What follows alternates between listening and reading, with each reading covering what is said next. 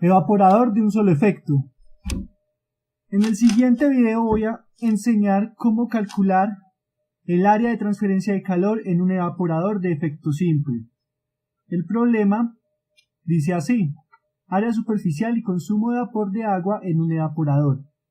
Un evaporador de efecto simple concentra una solución de coloides desde un 5% aquí en la alimentación hasta un 50% aquí en el producto. La solución tiene una elevación del punto de ebullición despreciable. La capacidad calorífica de la alimentación es de 4.06 kJ por kilogramo por Kelvin y esta entra a 15.6 grados centígrados. Aquí el valor F de la alimentación entra a 15.6 grados centígrados. Vemos los valores de cada una de las corrientes, las letras que representan cada una de las corrientes y su significado. F es la alimentación, B es el vapor evaporado, S es el vapor de agua proveniente de una caldera que se utiliza como fuente de energía para evaporar la solución, L es el producto concentrado y este mismo valor de S es el mismo flujo, el cual por este lado sale como condensado. Se desea evaporar un total de 4.536 kilogramos por hora de agua, o sea, lo que sale por la parte superior del evaporador tiene una tasa de flujo de 4.536 kilogramos por hora. El coeficiente total de transferencia de calor es de 1988 vatios por metro cuadrado por Kelvin. Y el evaporador funciona a una presión de 15.3 kilopascales. Aquí dentro del evaporador, o sea, la presión a la cual sale aquí este vapor es de 15.3 kilopascales. Se desea hallar el área superficial en metros cuadrados, que es el área de transferencia de calor de este intercambiador de calor que existe dentro del evaporador. Esto es un haz de tubos, un serpentín en el cual se tiene que saber el área de transferencia de calor para saber cuál es la tasa de calor que se debe suministrar al sistema y el consumo de vapor de agua proveniente de la caldera que se requiere. Entonces, ubicamos en el diagrama de flujo los valores que conocemos. Aquí está la presión, el flujo de vapor a evaporar, la temperatura y la concentración y la capacidad calorífica de la alimentación que se deben de conocer y la concentración a la cual queremos llegar, que es un 50%. Tenemos que pasar desde un 5% hasta un 50% en concentración de sólidos solubles. También tenemos que saber para nuestro balance de energía que el consumo o la cantidad de calor que se le debe suministrar al sistema representado por la letra Q es la tasa de flujo, o sea, kilojoules por segundo, es igual al área de transferencia de calor por el coeficiente total de transferencia de calor por un delta de T. Este delta de T es la diferencia de temperaturas que existen dentro del intercambiador y acá afuera del intercambiador, o sea, en la solución. La temperatura del vapor de agua que se está condensando aquí en el intercambiador y la de la solución. Despejamos la variable que queremos despejar, que es el área de transferencia de calor, y vemos que depende de Q, o sea que necesitamos hacer un balance total de energía para poder hallar el valor de Q. Decimos que la energía que entra es igual a la energía que sale del sistema. O sea, F, el flujo F, que es el flujo de la alimentación, el calor que trae la alimentación más el calor que trae el vapor de agua proveniente de la caldera, es igual a la energía que sale en el vapor evaporado más la energía que lleva el vapor condensado más la energía que lleva el producto. El vapor que entra proveniente de la caldera es el mismo que entra, igual al mismo que sale. Por lo tanto, este valor aquí se puede factorizar. Vemos como S por la entalpía de la corriente S son iguales y lo que nosotros hacemos es factorizar el flujo y vemos que H mayúscula, que es la entalpía del flujo S, mayúscula porque es entalpía de vapor, menos H minúscula porque es entalpía del líquido ya condensado, los dos son vapor y líquido saturado. Esto nos va a dar el valor de lambda, o sea, el calor latente de vaporización del agua a una atmósfera de presión. al ser multiplicado por el flujo, este sería la expresión para nosotros hallar el valor de S, o sea, el flujo de vapor de agua proveniente de la caldera requerido para realizar el proceso de evaporación. Lambda es el calor latente de vaporización, este se halla en las tablas termodinámicas de vapor de agua del agua, y si lo multiplicamos por el flujo S nos va a dar el valor de Q. El flujo, o sea, kilogramos por segundo, o la tasa másica de suministro de agua, por el lambda de vaporización, es el calor que se le suministra al sistema. Pero para hallar Q necesitamos primero hallar S. Bueno, ya después de haber obtenido estas dos expresiones, vamos a hacer un balance total de materia. En este caso vamos a eliminar el flujo de vapor de agua, sabiendo que es el mismo, lo podemos eliminar de nuestro balance total. Y vamos a decir que la alimentación F es igual al flujo de vapor más el producto. Si hacemos un balance parcial de sólidos, los sólidos que entran por la corriente F van a ser iguales a los sólidos que salen por la corriente L, o sea, los sólidos que entran por la alimentación es igual a los sólidos que salen por el producto. Aquí está nuestra expresión. Nosotros vamos a reemplazar el valor de F en la primera ecuación, donde F es igual al vapor evaporado más el producto. Repartimos la concentración de F, que es del 5%, es la concentración de la alimentación. Despejamos el valor de L de esta expresión al pasar este término al otro lado a restar y factorizar, y obtenemos una expresión para hallar el flujo L, o sea, el flujo de producto que vamos a obtener por hora. Reemplazamos valores y vemos que vamos a obtener 504 kilogramos de producto por hora, con una concentración del 50% de sólidos solubles. La alimentación tendría que ser, por lo tanto, 5.040 kilogramos de alimentación al 5% de sólidos solubles por hora. A nosotros hacer el reemplazo pues, en esta expresión, la expresión que obtuvimos en nuestro balance total de materia. Ya después de haber obtenido todos los valores de corriente, vamos a obtener cada una de las entalpías. Primero que todo vamos a obtener HB, o sea, la entalpía del vapor que sale por la parte superior del evaporador.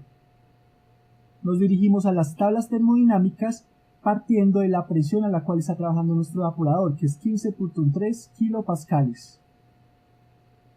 Al nosotros encontrar 15.3 kilopascales en las tablas de vapor del libro de Sengel, interpolamos la temperatura de saturación, que está entre 53,97 y 60,06 grados centígrados,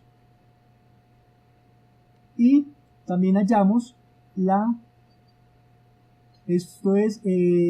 entalpía de vapor saturado, que está entre 2598.3 kilojoules por kilogramo y 2608.9 kilojoules por kilogramo.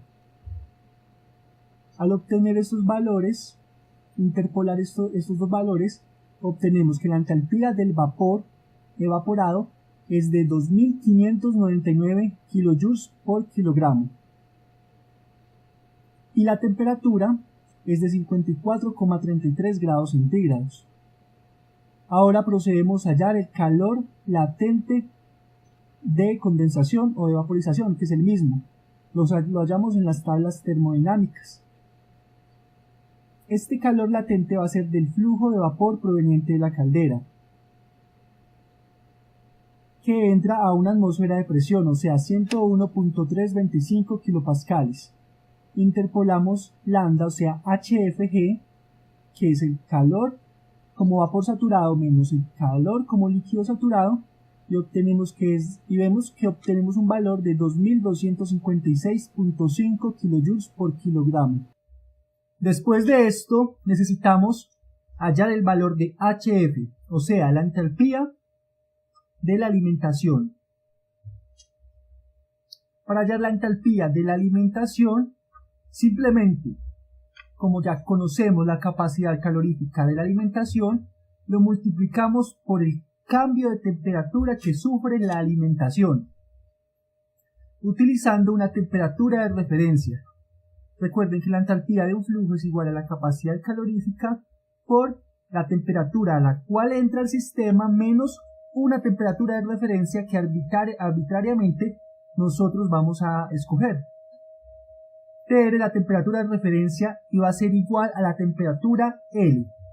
¿Por qué? Porque el cambio va a ser de 15.6 grados centígrados a 54,33 grados centígrados. Entonces, reemplazamos valores 15.6 menos 54,33 por la capacidad calorífica de la alimentación y obtenemos que la entalpía de la alimentación va a ser negativa y va a ser menos 157,24 kilojoules por kilogramo.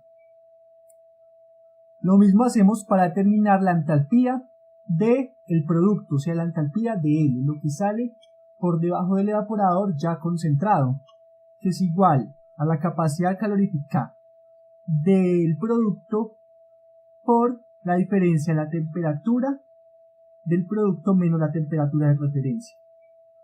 Acá quiero hacer énfasis en algo: la capacidad calorífica del producto va a ser diferente a la capacidad calorífica de la alimentación, debido a que este producto está mucho más concentrado de sólidos.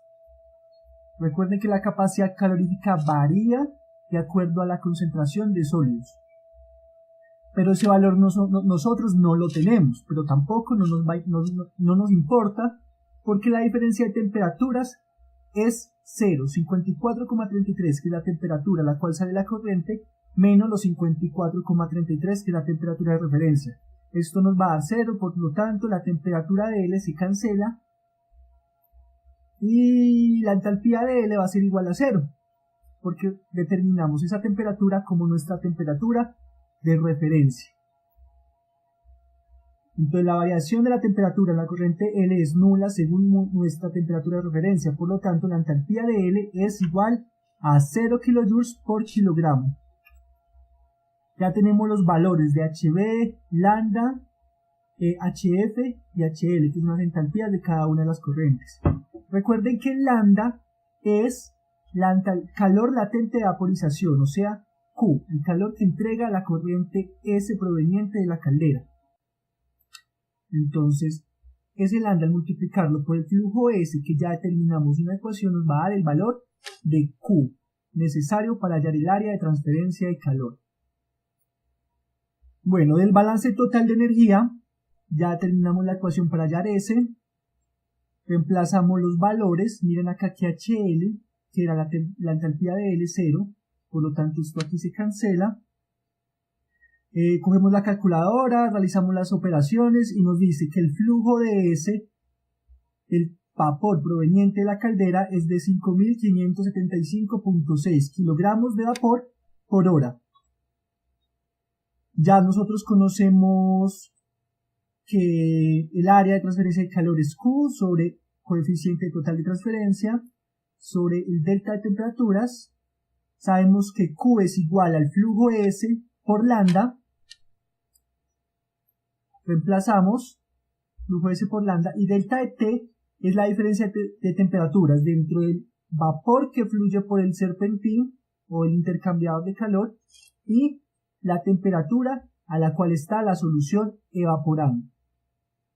Reemplazamos y vemos que área de transferencia de calor es igual al flujo S por lambda sobre coeficiente total de transferencia de calor, que ya lo tenemos, por la temperatura de saturación del vapor dentro del tubo del serpentín menos la temperatura T, que es 54,33, que es la temperatura de la solución en el evaporador.